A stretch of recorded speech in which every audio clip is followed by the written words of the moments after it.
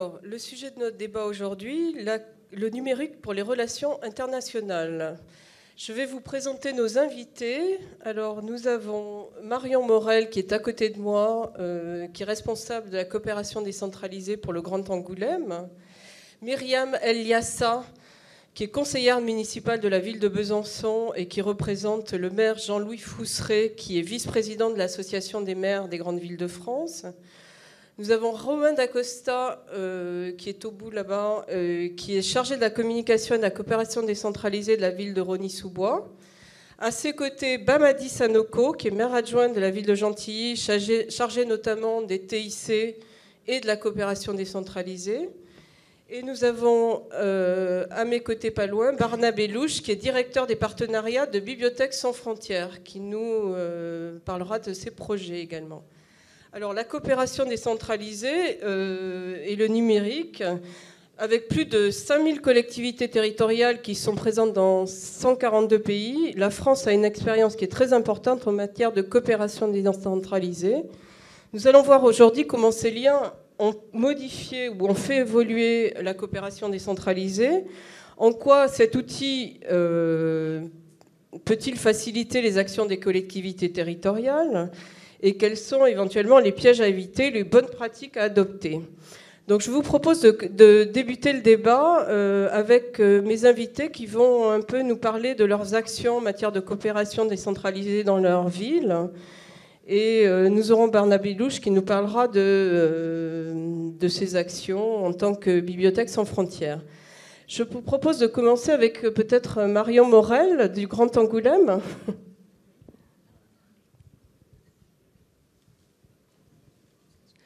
Est-ce qu'on m'entend? Oui.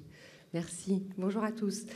Donc en effet, le Grand Angoulême, Grand Angoulême, c'est une agglomération de 16 communes autour d'une ville-centre, la ville d'Angoulême, que vous connaissez peut-être, pour certains d'entre vous. On en a parlé récemment, en bons termes, en moins bons termes.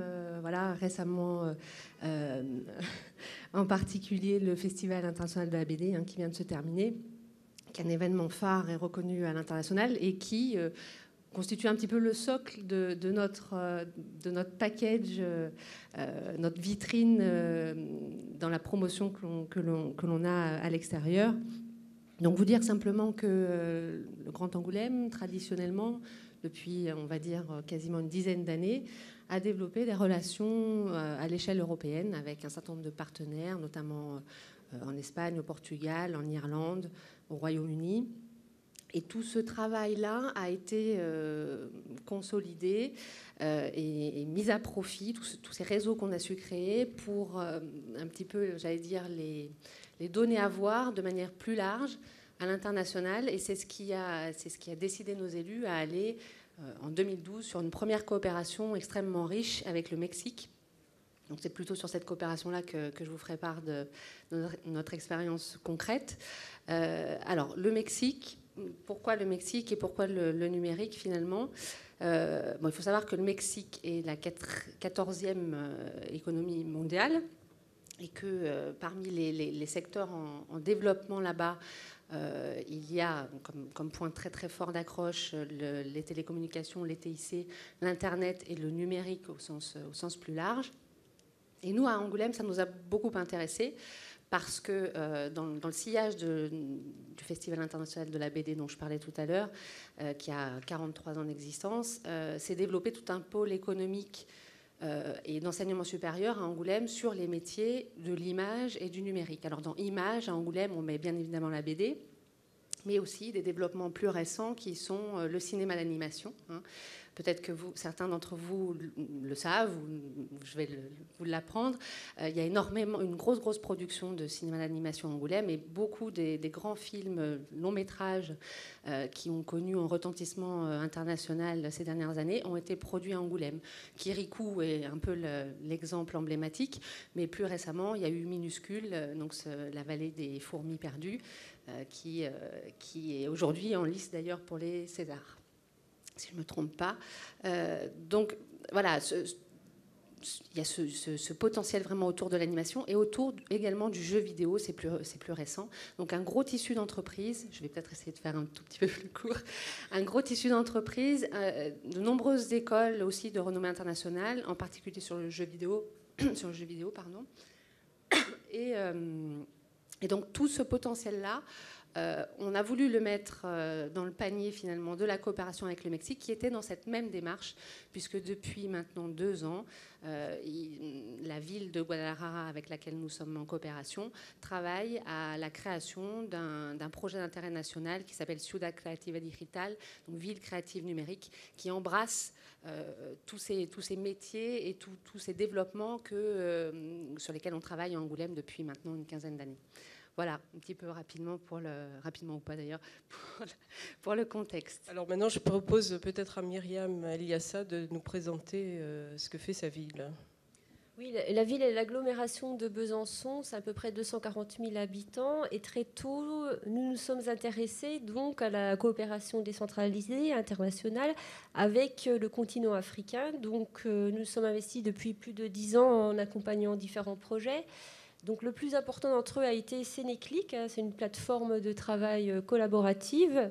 Ce projet a été mené en collaboration avec le groupe AXA et en 5 ans, on a pu équiper une centaine d'écoles élémentaires de matériel et logiciels éducatifs.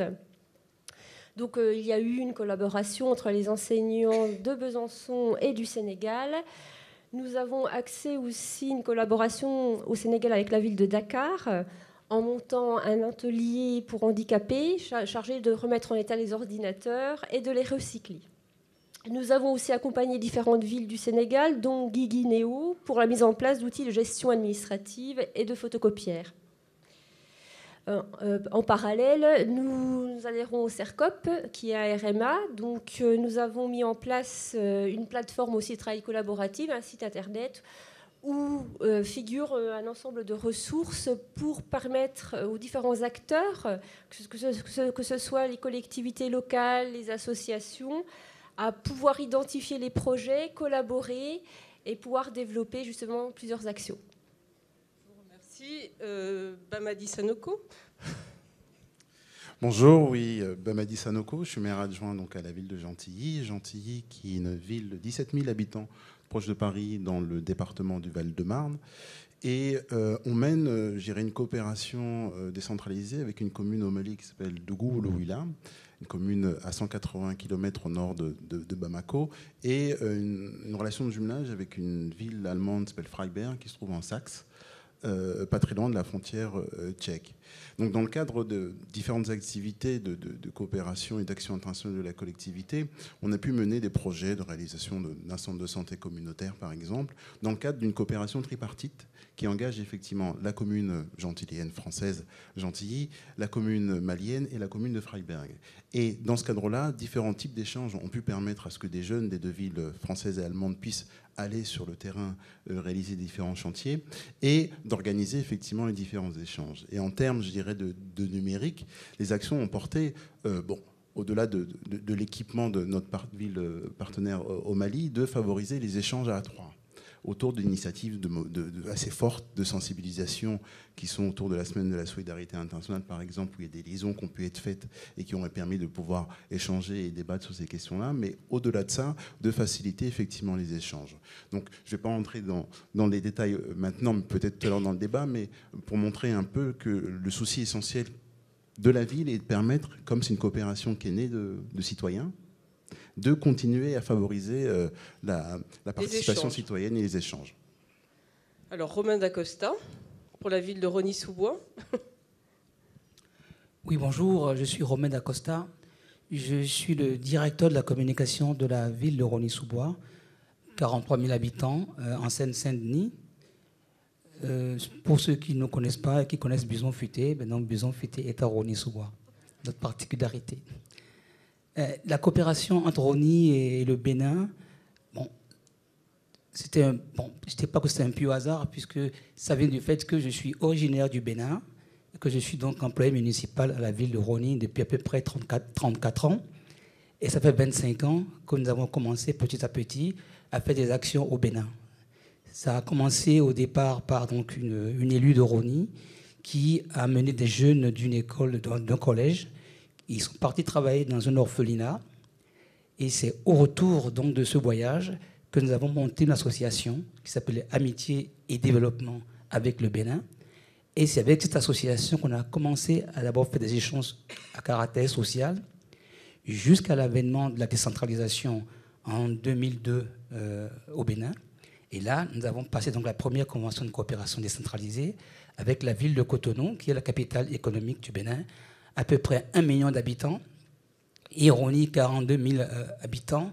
Ça peut paraître paradoxal, mais sachez que Rony, 40 000 habitants, a un budget qui est à peu près 8 fois supérieur au budget de la ville de Cotonou, qui en compte 1 million. C'est pour voir donc le rapport donc, qui est entre les deux. Donc une ville de 40 000 habitants peut apporter beaucoup à une grande ville africaine. Donc nous avons commencé d'abord par les échanges de renforcement de capacité. On recevait des cadres de la ville de Cotonou. Ensuite, on s'est déplacé, puisque la ville de Cotonou et la ville de Créteil étaient jumelées. Nous avons bénéficié donc des affaires étrangères, une mission donc, conjointe pour faire donc un déplacement Créteil-Rony à Cotonou, où nous avons travaillé dans le domaine de la commande publique, des finances et de la communication. Ensuite, on est allé un peu plus loin et le maire de Cotonou nous a posé le problème donc, de traitement des ordures ménagères. Sachez qu'aujourd'hui à Cotonou, il n'y a pas de ramassage d'ordures ménagères intégré. Et je pense que c'est le drame dans beaucoup de capitales donc, africaines. Ce sont des associations qui passent de maison en maison et moyennant finance, qui collectent avec des petits chariots les ordures avant de les mettre dans des points de regroupement que la mairie donc, ne va pas récupérer. Donc la ville de Rony, avec la ville d'Auxerre et un partenariat avec l'AIMF, nous avons fait donc un projet de coopération où l'AIMF nous a permis d'accompagner les bennes à ordures qu'on a envoyées à Cotonou. On les a accompagnés. Une équipe technique s'est déplacée pour donc, former les usagers donc, à l'utilisation de ces bennes. Ensuite, la ville de Rony a aussi une autre particularité. Nous sommes l'une des premières villes de France à mettre en place la police municipale. On a essayé aussi donc, à partir de ce moment-là, d'aider la ville de Cotonou à mettre en place une police municipale qui peut aussi aider au maintien donc, de la salubrité dans la ville. Et puis est arrivée l'ère du numérique. Pourquoi ? Parce que depuis maintenant, je pense à peu près une vingtaine d'années, 16-18 ans, nous sommes régulièrement à Rony candidates au label Ville Internet. Et dans le cadre donc, du développement durable et de la solidarité internationale, on a voulu également mettre en place donc, cette coopération numérique. Cette fois-ci, non seulement avec la ville de Cotonou, mais également avec une petite ville qui est à côté, qui était très motivée quand on a fait donc, le voyage pour aller exposer donc, ce qu'on voulait faire. Donc actuellement, donc, nous sommes engagés dans le projet Sankoré, donc, qui sont des jumelages numériques, où chaque fois que Rony-sous-Bois équipe une école de Rony en kit donc, numérique Sankoré, nous recevons donc un don équivalent pour équiper une école de Rony. Voilà. Je vous remercie. Ça va nous faire une transition parfaite pour Bana Bellouche, qui lui propose donc des outils, notamment autour de l'enseignement. Oui, bonjour à tous. Un grand merci Forum Ville Internet de nous avoir invités aujourd'hui parmi vous. Je vais rapidement présenter Bibliothèques sans frontières, qui est une ONG aujourd'hui qui a 8 ans, qui a été créée par Patrick Veil, l'historien. Et aujourd'hui, nous sommes une des principales ONG dans le développement culturel de par le monde. On est dans une vingtaine de pays, ainsi qu'en France. Et nous œuvrons pour l'accès à l'éducation, à l'information, notamment en appui aux bibliothèques, par l'informatisation de l'équipement, des centres documentaires, le don de livres, la formation des professionnels, mais aussi la mise en réseau de bibliothèques. Et si nous avons été capables d'intervenir dans des situations d'urgence, comme on a pu le faire en Haïti après le tremblement de terre, on agit aussi également dans la durée contre la lutte contre la pauvreté et le renforcement de l'éducation à travers les bibliothèques. Et depuis 2012, je dois vous avouer que BSF développe de nombreux projets autour du numérique dans le domaine éducatif. Et je vais vous en proposer 3 assez rapidement. Tout d'abord, la Khan Academy. Je ne sais pas si certains d'entre vous connaissent déjà. C'est une plateforme qui a été inventée et conçue par un Américain, Salman Khan, pour aider sa nièce à étudier les mathématiques, apprendre les mathématiques. Il a rapidement posté des vidéos sur YouTube de façon spontanée, et puis il s'est rendu compte que ces vidéos prenaient énormément d'ampleur, étaient énormément vues. Il a créé une plateforme très intuitive, qui a aujourd'hui plus de 20 millions d'utilisateurs.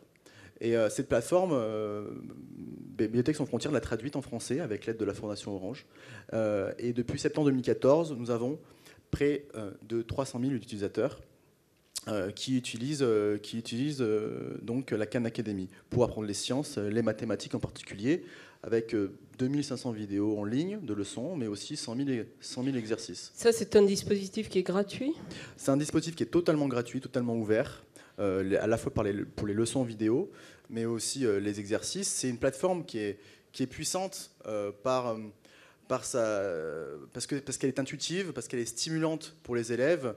Et là aussi où elle est très intéressante, c'est qu'elle est extrêmement pertinente pour les encadrants. C'est-à-dire qu'il y a un suivi de la classe, puisque ce qui se passe, et là, si j'en parle aujourd'hui, c'est qu'elle s'adresse aux plus de 250 millions de francophones. Nous l'avons testé évidemment par exemple à Yaoundé, où sur 250 élèves qui ont utilisé la Khan Academy pour les mathématiques pendant 3 mois à raison de 2 sessions par semaine, il y a une augmentation de leur moyenne de 2,8 points.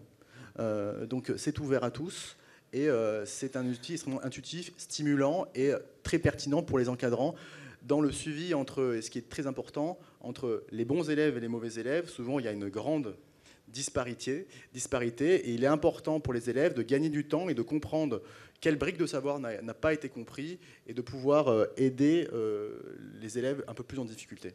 Donc on peut proposer cet outil-là éventuellement pour de la coopération décentralisée aux collectivités territoriales. J'invite même à promouvoir cet outil qui est entièrement gratuit, je le répète, à travers les politiques de solidarité internationale de par le monde, dans le monde francophone en tout cas, puisque nous développons cet outil et il va continuer d'être développé. Le deuxième outil, et je voulais revenir rapidement sur un enjeu, le numérique, qui bouleverse aussi la culture, mais aussi l'économie.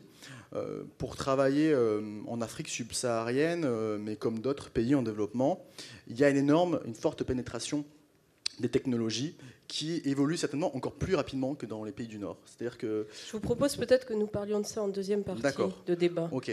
Alors, peut-être rapidement, juste un autre outil, très rapidement, c'est la médiathèque en kit que nous avons créée, je vous ai proposé des outils, présenter des outils et aussi un contenant.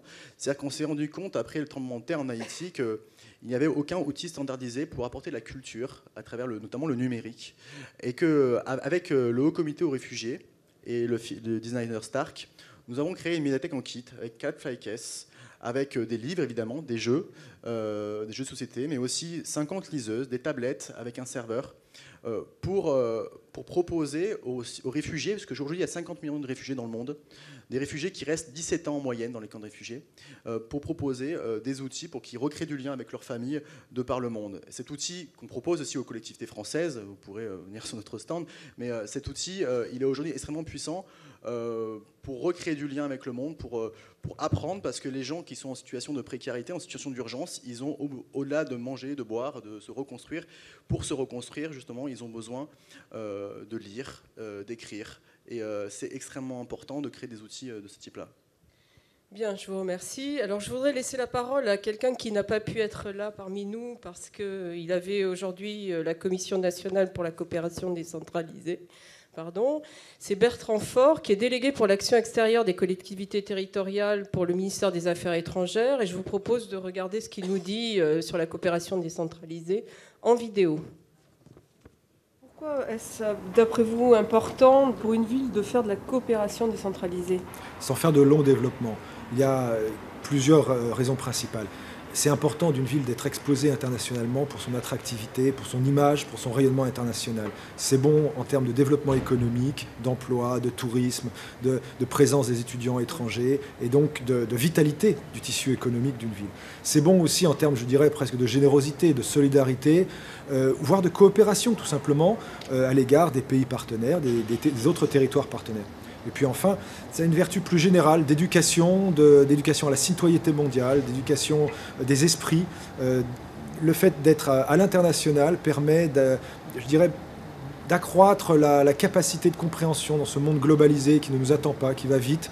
On a besoin d'être à la page et l'action des territoires est particulièrement importante pour contribuer avec d'autres à l'exposition des citoyens au monde. Quelles sont les retombées concrètes que les villes peuvent en attendre ? Je dirais que la première retombée concrète est évidemment économique. L'exposition à l'international permet de soutenir l'export des entreprises, des PME, PMI à l'international, mais aussi d'être attractif donc, pour l'emploi, pour les investissements internationaux sur ces territoires. Cette attractivité est absolument importante. Deuxième gain, en quelque sorte, des coopérations internationales, c'est tout ce qui concerne l'acquisition de savoir-faire, la formation, à la fois des agents municipaux, des différents services qui gravitent autour des municipalités, mais plus largement de tous ceux qui concourent à ces projets. Le fait d'aller à l'étranger, le fait de recevoir des partenaires étrangers chez soi est toujours très très bon en termes de partage de savoir-faire et d'acquisition de bonnes pratiques. Et puis, d'une façon plus générale, ça crée une intelligence collective, un mouvement d'ouverture qui a été créé grâce aux projets qui ont été menés à l'international. Quelle importance a un réseau comme celui de Ville Internet pour un travail en commun par rapport à ces sujets-là ? Pour nous, Ville Internet est un partenaire majeur de l'action internationale des coopérations décentralisées que nous impulsons ou que nous accompagnons, pour plusieurs raisons. C'est d'abord une ressource très importante en termes d'expertise et également très importante pour l'évaluation des projets qui sont menés dans le secteur. Et puis ensuite, c'est évidemment un réseau qui est extrêmement efficace dans la mutualisation de l'information et dans le partage des bonnes pratiques. Donc je crois vraiment que ces deux axes sont d'égale importance d'ailleurs, et pour nous sont la principale motivation qui nous a amenés à coopérer avec le réseau de Ville Internet. En quoi l'outil Internet peut-il être important pour la coopération décentralisée ? Déjà dans l'élaboration du projet, il facilite les échanges. Il facilite le partage d'informations. Il ne remplace pas le contact humain.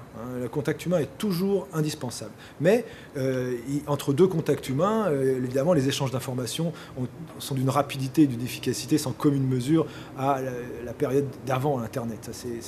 Ça semble évident. Donc toute la période de construction est grandement facilitée. Et puis pendant le projet lui-même, pour son suivi, c'est le même processus de rapprochement. En même temps, les outils Internet, y compris les réseaux sociaux, peuvent accompagner, être partie intégrante de certains projets. Et puis enfin, le sujet même de la coopération peut être le développement numérique des territoires et des actions numériques. Donc, pour toutes ces raisons, le travail que font les villes, les régions, les départements sur le numérique est absolument essentiel. Quand on veut développer un territoire, le numérique est un ingrédient majeur.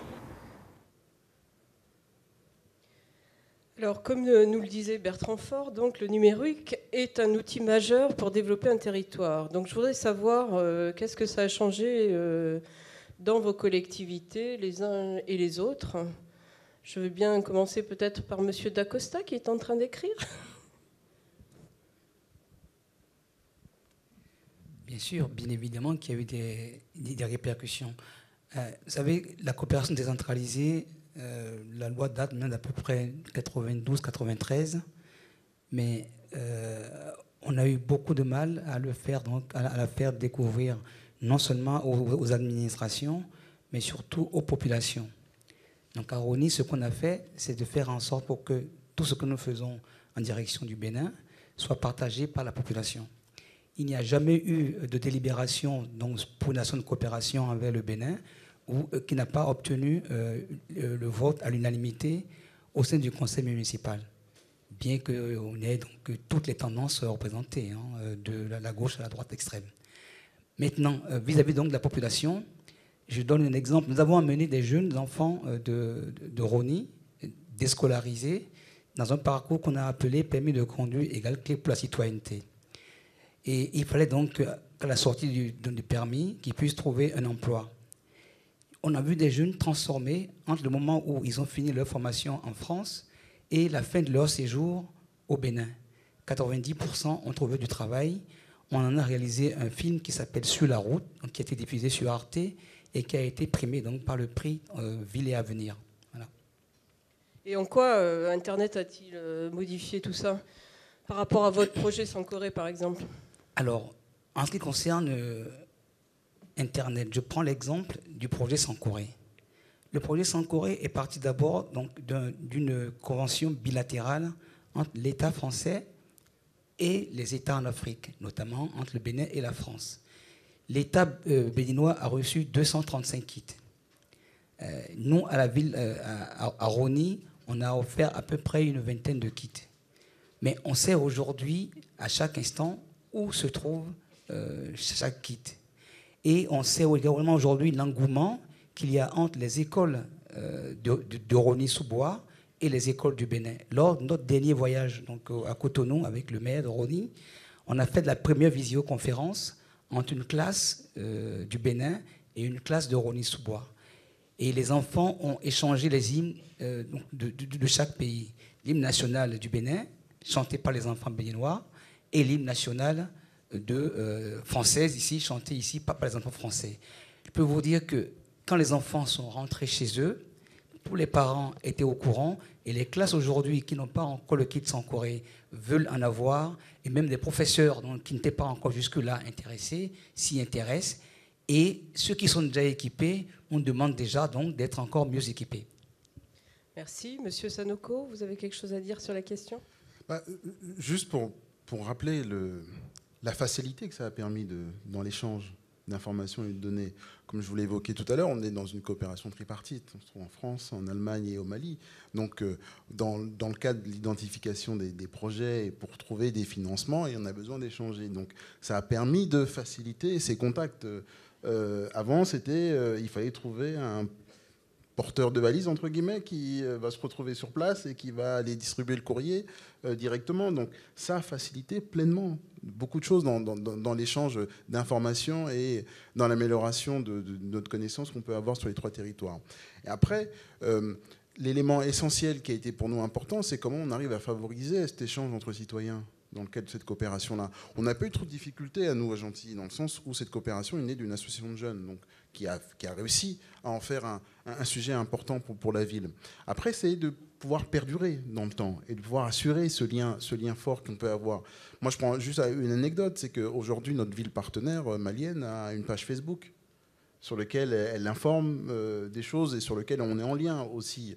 Et dans un travail qu'on a pu faire dans le cadre de l'élaboration de notre diagnostic territorial, la commune malienne a vu que sa diaspora dans le monde était un peu partout.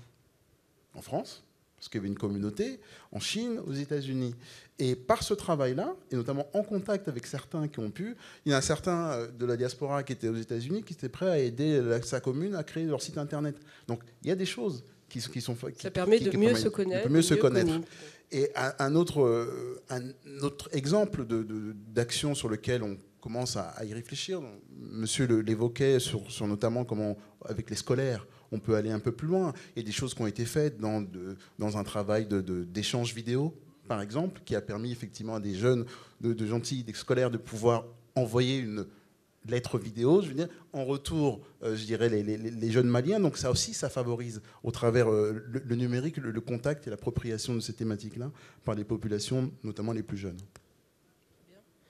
Madame Liassa, vous avez quelque chose à rajouter par rapport à ça? Oui, illustrer par exemple la ville de Besançon dans le cadre du partenariat avec le CERCOP de Franche-Comté, donc qui regroupe l'ensemble des collectivités et des associations. Nous avons mis en place donc un espace de travail collaboratif avec les fonctionnalités traditionnelles, agenda partagé, partage de ressources, ce qui a permis notamment de gagner en visibilité. Et c'est vrai qu'on a vu une accélération, une homogénéisation de tous les documents administratifs. Ça a été réellement un facilitateur pour monter des projets de collaboration internationale, effectivement. Merci. Oui, je pense qu'il est important de rappeler que le numérique ne reste qu'un outil dans tout ça. Et pour autant, sur la question de la solidarité internationale, ça engrange de nouveaux défis. De défis vis-à-vis des politiques conduites en France. Nouveau défi, puisque, comme je vous l'ai dit tout à l'heure, il y a une forte pénétration des technologies et il y a une nécessité aujourd'hui de sensibiliser aux enjeux du numérique. Et pour cela, ça a été dit déjà, il y a une dimension citoyenne qui est très forte pour dire nous devons faire émerger une génération de citoyens éclairés, capables de s'approprier ces technologies, mais aussi de les hacker, d'être créatifs au service de ces territoires et pas d'être de simples consommateurs de ces technologies. Je crois que c'est fondamental. Un aspect éducatif, alors ça a été dit, nous, il y a des choses qui se font dans le cadre d'échanges ou entre des classes de primaire. Avec le Mali, c'est vrai que je rebondis là-dessus, avec un lycée de Meaux, Nangis, on a eu des échanges entre des classes du Mali, Tombouctou par exemple, ou sur des projets de création de slam, d'écriture. Ils ont été en lien, ils ont pu échanger par visioconférence, et donc ces liens qui ne pouvaient se faire sans Internet se font très concrètement à travers de la création. Et je crois que c'est très intéressant. La deuxième dimension, elle est économique, elle est fondamentale pour le développement de tous les territoires de par le monde. Il ne faut pas que le bouleversement des modèles économiques par le numérique crée de nouvelles barrières, de nouvelles difficultés. C'est fondamental. Et nous, ce qu'on souhaite faire, ce qu'on fait à BSF, c'est la question notamment de l'apprentissage du code informatique. Nous avons un programme en France qui s'appelle Voyageurs du Code, mais ces questions du code, nous la développons aussi dans de nombreux pays où nous sommes présents, à travers la création, notamment en lien avec les bibliothèques avec qui on travaille, de Coding Club. Car le code est aussi un outil d'émancipation et de développement des territoires. Et enfin, le code, l'initiation au code informatique doit être un outil de levier, en tout cas pour l'entrepreneuriat, la création et la libération des énergies partout dans le monde. Alors cela va m'amener à inviter quelqu'un d'autre qui n'est pas parmi nous aujourd'hui non plus, qui s'appelle Alexandre Zaplowski, qui est fondateur de l'Inagora et qui porte un projet qui s'appelle le projet Afrique numérique et qui va nous expliquer ce que c'est exactement. On lance sur début d'année 2015 une grande ambition qu'on appelle l'ambition Afrique numérique, avec un objectif qui est de se saisir de l'opportunité du développement économique extraordinaire que représente le développement économique de l'Afrique dans notre secteur qui est celui du numérique. L'Afrique, c'est le continent de ce siècle. Juste un chiffre, 2050, 2 milliards d'habitants en Afrique. Donc il y a des opportunités tout à fait formidables. Les entrepreneurs africains, nos homologues dans les pays d'Afrique, eux, ce qu'ils nous disent, ils nous disent, mais venez, investissez, on souhaite que vous soyez là, les Chinois sont là, les Indiens sont là, et vous, qu'est-ce que vous faites? Donc revenez, on a besoin de vous, on veut développer de la coopération. On parle de co-développement ou de colocalisation. L'idée, c'est de mieux partager la chaîne de valeur. C'est-à-dire que ce qui se passe dans ces pays aujourd'hui à bas coût, ça ne soit pas uniquement du développement offshore ou nearshore, que ça ne soit pas uniquement de la sous-traitance, mais qu'on essaie en fait de créer des business entre Français, entre Maghrébins, entre Africains, et qu'on co-développe en fait ces business-là dans l'intérêt d'un développement commun de nos économies, et qu'on aille ensemble à la conquête d'autres marchés, et qu'ensemble on fasse du développement économique. Alors, faciliter le co-développement des territoires, c'est un sujet qui tient à cœur, je crois, à Marion Morel, qui va peut-être pouvoir nous en parler.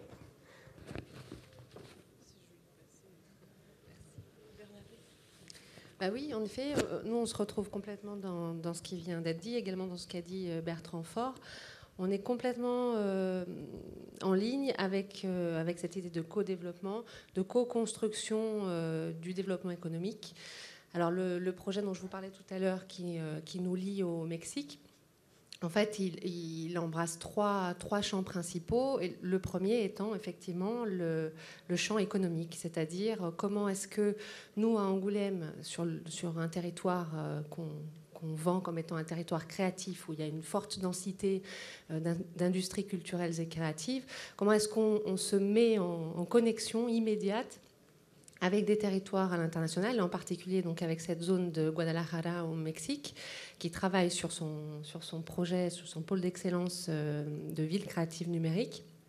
Comment est-ce qu'on en fait une opportunité pour nos entreprises? Comment est-ce qu'on développe les courants d'affaires? Comment est-ce qu'on aide nos PME de part et d'autre à accéder aux nouveaux marchés? C'est ce que je disais tout à l'heure à l'un de nos collègues, là, avant de commencer la table ronde. En fait, on est tout simplement parti de quelque chose de très simple, qui était de dire nos entreprises, petites pour la plupart, ne sont pas structurées pour aller chercher du business à l'international. Comment est-ce qu'on les aide?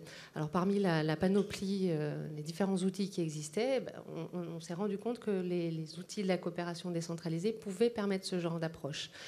Alors, c'est une approche un petit peu nouvelle, hein, je pense que le ministère des Affaires étrangères le dit lui-même, mais en tout cas, elle est complètement en résonance avec ce qu'on vit sur les territoires et les besoins que l'on peut avoir.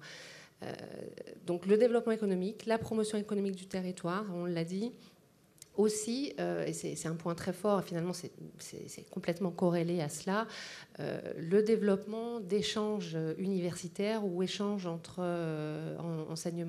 établissements d'enseignement supérieur, très très important pour nous, puisqu'on a ce vivier de talents créatifs qui est en demande pour aller s'exporter aussi dans les entreprises à l'étranger.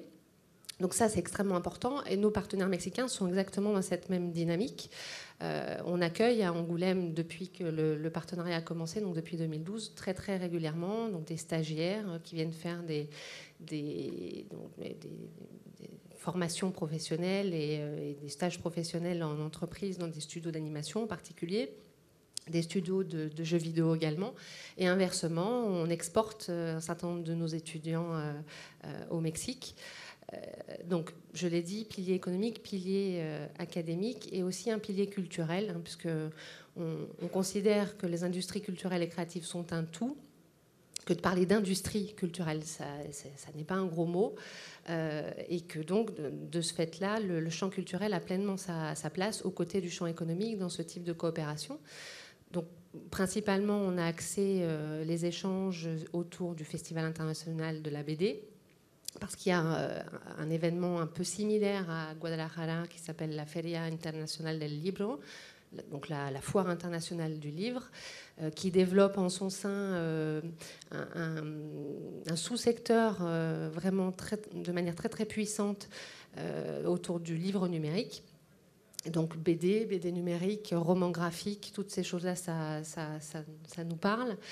Donc on travaille sur des événements croisés et l'accueil de délégations dans le cadre de ces manifestations-là, ici à Angoulême, pas loin d'ici, à Angoulême et donc au Mexique.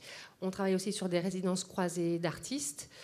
Donc de jeunes auteurs BD qui vont faire un séjour au Mexique et qui reviennent enrichis de cette expérience-là. Et inversement, on accueille à Angoulême de jeunes auteurs à la Maison des auteurs. Donc résidence croisée d'artistes et des expos aussi. On commercialise entre guillemets des expos qui peuvent faire le tour du Mexique et inversement dans le cadre de nos événements à Angoulême et au Festival international de la BD, on accueille des expos aussi mexicaines. Donc voilà, pour vous dire que tout ça c'est un ensemble. On ne dissocie pas ces trois piliers. Sont intimement, étroitement liés. Les talents créatifs d'aujourd'hui sont les pépites potentielles de croissance de demain. Donc voilà, et on est exactement dans cette logique de co-développement. On a trouvé dans nos partenaires mexicains des homologues vraiment, c'est-à-dire qu'on dialogue de collectivité à collectivité, mais chacun sur nos territoires, on réussit à mobiliser les acteurs de la filière, que ce soit alors localement nous les consulaires, que ce soit les agences de développement économique, que ce soit les autres collectivités locales impliquées sur le développement économique telles que peut l'être la région. Donc toute cette animation locale au service du développement économique, voilà, c'est une préoccupation partagée. Donc une intelligence collective, comme disait Bertrand Faure, que l'on retrouve certainement dans d'autres collectivités locales. Je voulais que Myriam Eliassa peut-être nous parle de ce qui se passait à Besançon. La ville de Besançon met en place actuellement un conseil byzantin du numérique parce que en fait, notre projet, c'est l'inclusion sociale. Et justement, pour monter des projets collaboratifs, nous avons besoin d'associer l'ensemble des acteurs, que ce soit les collectivités, les associations, les syndicats, les citoyens aussi, pour qu'ils puissent être en amont des projets, Et dans le cadre de la collaboration internationale, justement, nous essayons de le transposer. Nous avons un projet de le transposer aussi en Afrique. Voilà. Très bien, Monsieur Sanoko, ça vous parle, le co-développement? Vous voyez des possibilités dans ce sens-là chez vous? Il pourrait y avoir effectivement des évolutions en la matière sur des actions, mais j'ai envie de pointer quelques limites quand même, malgré tout. Oui. On a affaire quand même, nous, dans le territoire de coopération au Mali, à une zone où ils n'ont pas accès à l'électricité, ou très peu dans la journée. Donc il y a aussi ces limites-là, je dirais, à l'accès aux ressources et qui est pointé aussi dans la façon dont on peut travailler. Et ils sont plus facilement accessibles en utilisant le réseau 3G que de pouvoir utiliser une connexion via le filaire en tant que tel. Oui, elle est posée réellement. Donc, comment on peut les accompagner et améliorer effectivement et qu'ils aient accès à l'infrastructure? Moi, la anecdote, c'est qu'on peut facilement communiquer avec eux par téléphone en leur posant la question s'ils ont bien reçu l'email qu'on leur a envoyé avec les différents documents. C'est nécessaire de le faire. Parce que pour le nombre d'heures qu'ils peuvent avoir accès dans la journée. Donc, elle se pose aussi dans ces éléments-là. Je parle dans la commune en laquelle on travaille à la mairie, mais les difficultés qu'ont les écoles, par exemple, à pouvoir se doter d'ordinateurs, d'électricité conséquente. Donc, il faut peut-être qu'on réfléchisse avec eux sur d'autres alternatives sur lesquelles on peut peut-être amener à travailler sur des partages. Parce que, comme on le disait tout à l'heure, ça reste qu'un outil. Un outil pour permettre effectivement le développement du territoire de la commune, son attractivité que la commune malienne peut avoir, comme nous, on essaye de l'avoir aussi dans le cadre des actions internationales, que dans le lien avec nos partenaires en Allemagne. Barnabé, vous vouliez dire quelque chose ? Par rapport à ce que vous venez de dire, je voulais rajouter que voilà, nous, cette problématique du filaire, c'est vrai que quand je dis que les technologies ont sauté des générations, c'est que le filaire n'existe pas, que beaucoup aujourd'hui sont par contre équipés de téléphones 3G pour certains, et que l'Ideas Box, la médiathèque en kit que nous avons créée, a pris en compte ces questions technologiques, cette problématique, dans le sens où la médiathèque a un générateur autonome qui est en capacité à pendant plusieurs heures à proposer une connexion grâce satellite et 3G qui permettent du coup de pouvoir surfer sur Internet, utiliser des plateformes pédagogiques et échanger avec d'autres territoires en imaginant une Ideas Box dans une école en France et une Ideas Box dans une école au Mali ou ailleurs pour pouvoir échanger, créer, écrire et voilà, créer de vrais liens entre deux territoires. Et le numérique rapproche. C'est ça qu'il faut penser, je pense. Le numérique rapproche, mais ça peut être aussi un facteur d'accroissement des inégalités si on ne fait rien. Donc c'est un véritable enjeu, un défi aujourd'hui que nous devons relever. Monsieur Dacosta, vous voulez ajouter quelque chose ? Oui, quand on parle de co-développement, bien sûr que ça me parle, puisque nous, on est en plein dedans en tant que, je dirais, Français, mais d'origine immigrée. On a été vraiment encouragé à mettre en place le co-développement. Mais ce qu'il faut savoir, c'est que dans la coopération, il faut faire ce qu'on sait très bien faire. Aujourd'hui, à Rony, en allant sur le terrain, on a vu par exemple là où on pouvait agir. Quand je prends les échanges qu'on faisait, tout à l'heure vous parliez donc des codes qu'il faut enseigner. Je peux vous dire qu'au Bénin, on a une génération de jeunes qui sont rompus vraiment à l'informatique, qui sont vraiment des férus d'informatique. Ce qui leur manque, c'est les outils. Ils n'ont pas d'outils et j'ai participé, je crois, il y a 2 ou 3 ans aux rencontres IATLAS FAO avec Ville Internet à Cotonou.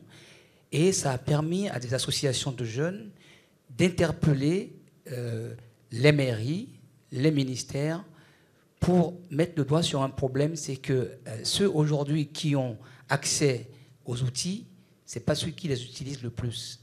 Ce n'est pas ceux qui veulent les utiliser. Donc il y a une catégorie de jeunes qui ont besoin de ces outils-là.